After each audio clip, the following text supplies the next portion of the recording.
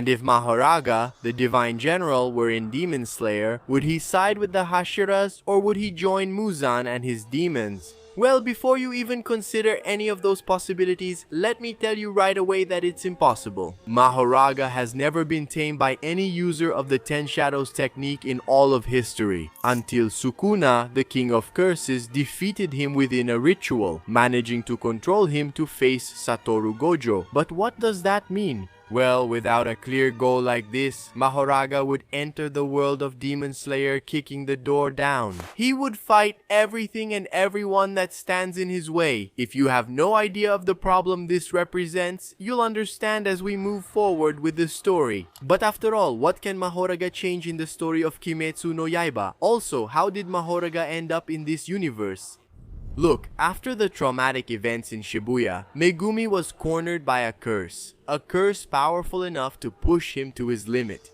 Megumi uses the last of his strength to summon Mahoraga, the Divine General. With no chance of victory, the special grade curse uses its trump card and sends Mahoraga through the multiverse, making him awaken in the Demon Slayer universe. While the battle between Rengoku and Akaza was happening, Mahoraga was walking through the forest, heading toward the powerful warriors. With each step, Akaza felt a growing, terrifying presence approaching, making him go on full alert. Tanjiro and Rengoku, on the other hand, felt the footsteps of the Divine General shaking the ground. The presence of that white, eyeless, gigantic figure marked the beginning of the greatest catastrophe in Demon Slayer. Mahoraga charges at the warriors quickly. Rengoku dodges his attack and starts to cut him, but Mahoraga reacts. As if the cuts were just a breath of air on his skin. Creating some distance, Mahoraga turns against Akaza, the Upper Moon 3.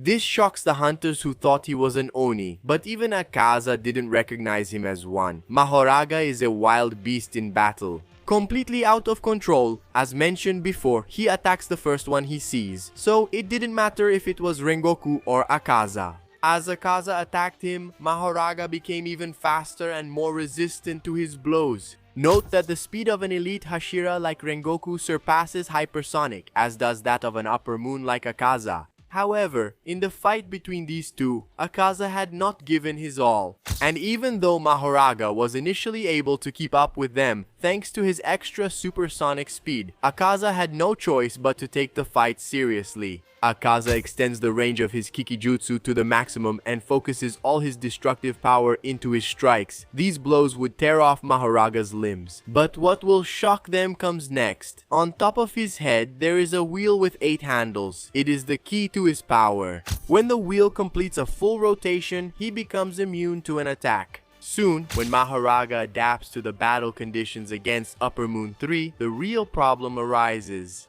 Mahoraga doesn't just keep up with Akaza, he starts to surpass the Upper Moon in destructive power. Although Akaza is faster, Mahoraga's speed is flexible because of his wheel. If an opponent is faster than him, the wheel spins and Mahoraga adapts to the pace of the fight. If he needs to be faster to cut through Gojo's infinity, he will adjust his reaction time until he succeeds. That's something he was able to do. The battle between Mahoraga and Akaza was escalating into an unprecedented fight. Rengoku and Tanjiro had no idea what could happen at that moment. The mission was to evacuate the entire area, taking the passengers put to sleep by Enmu from the train as far away as possible. But what was the outcome of the fight? Well, because the sun limits him, Akaza escapes from the battle, finding a way to outmaneuver Mahoraga. Both Rengoku and Akaza survive their first encounter with Mahoraga, the Divine General. But will their luck continue to last? Watch and see.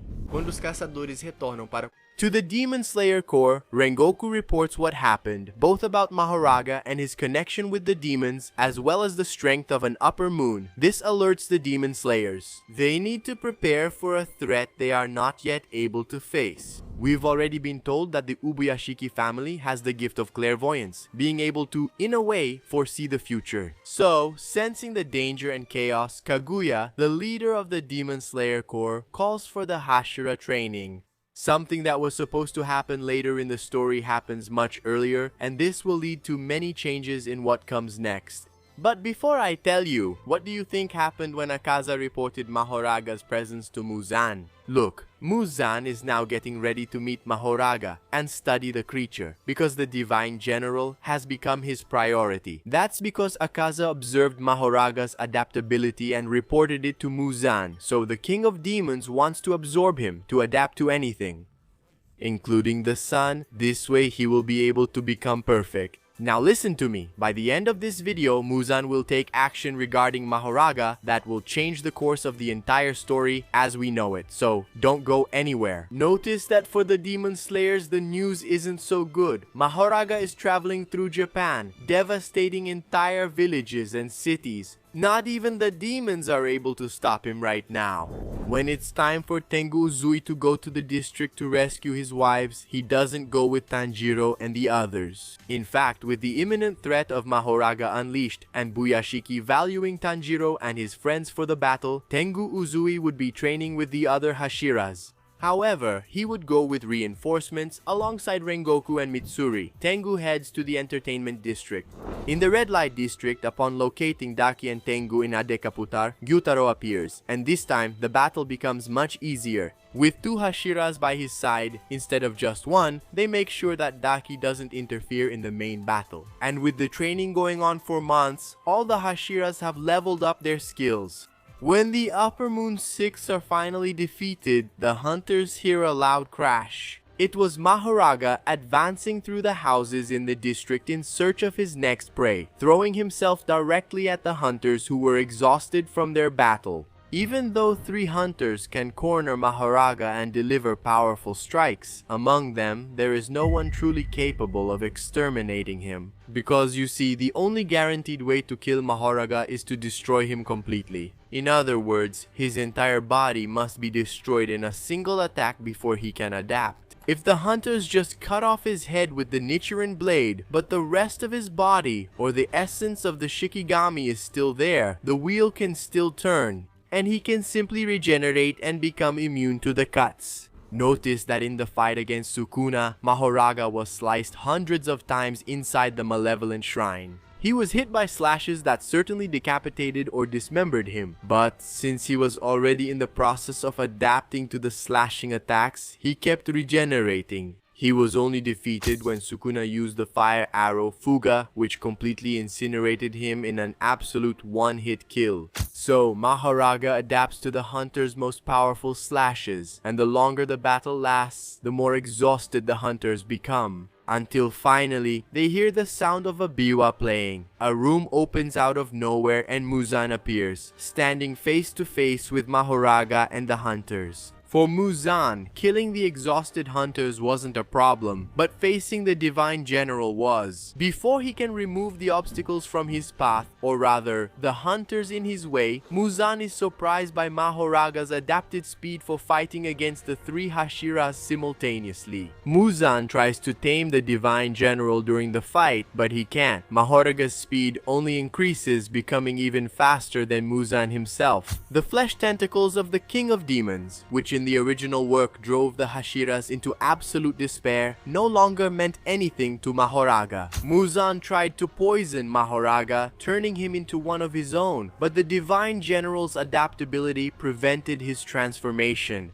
Despite that, it was enough time for Muzan to disappear, just like the Hashiras. Once again, Rengoku was saved by the gong. The threat is greater than everyone imagined. The contingency plan against Mahoraga begins. The hunters train and train every day. Their limits are pushed further with each passing day, but there is still a tremendous gap between Mahoraga and humanity. Buyashiki knows this. With this certainty in mind, he accepts Muzan's request. Exactly. Muzan decides to ally himself with the hunters, because he knows they can be indispensable pieces for his plan to absorb Mahoraga. Initially, the hunters are reluctant to agree to work with Muzan. However, some of the Hashiras, witnessing the power of the Divine General with their own eyes, know that there is no other choice. Muzan says that by studying Mahoraga in combat, he realized that the only way to stop him is by destroying him with a single blow. A blow that will destroy his entire body. A completely new attack for the Divine General. The only ones capable of such a feat are his upper moons. Therefore, the hunters must be the ones to distract him so that the blow hits Mahoraga.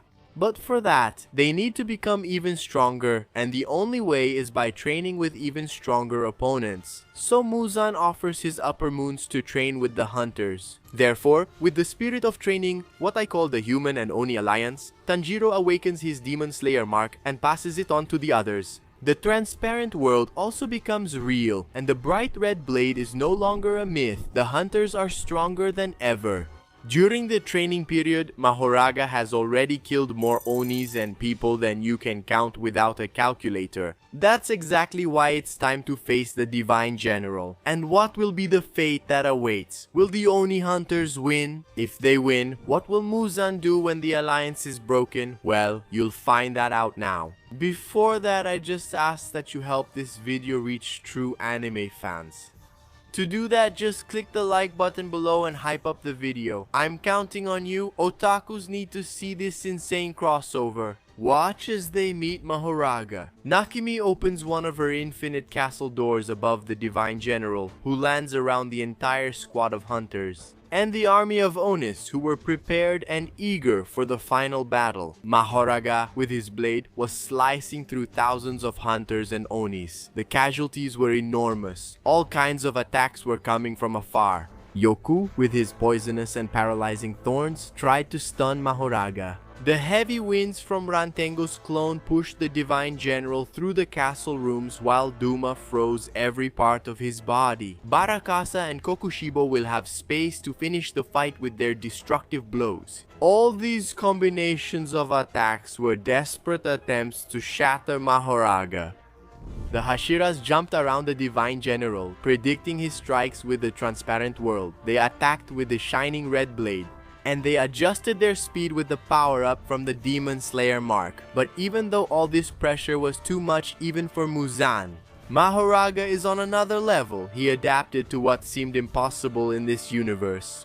One by one, the hunters fell before Tanjiro. He became more desperate and angrier. Suddenly, hope is gone. When Mahoraga finally adapted to what made it impossible for him to exterminate the Oni, Mahoraga destroyed the house with his blade. Mahoraga adapted to the unthinkable, the Divine General. He adapted to the biology of the Onis. Now he can even exterminate Muzan, stopping the regeneration of the King of Onis. And don't even try to tell me that's impossible, since he was able to adapt to Gojo's infinity, landing a direct blow on the most honorable one. Mahoraga begins his relentless hunt for his prey in the castle, exterminating them one by one, until he reached the King of Onis, who tried to escape by blowing himself up into 1,200 pieces of flesh. But Mahoraga had already adapted his speed to that of the upper moons, and Hashiras fighting together at their peak. Slicing each of Muzan's pieces is quite possible, and I say this with complete confidence, because Yorichi himself alone was able to cut 1,000 of those pieces of Muzan. Well, I know this isn't an ending that you, as a Kimetsu fan, would like to see, but that's the reality.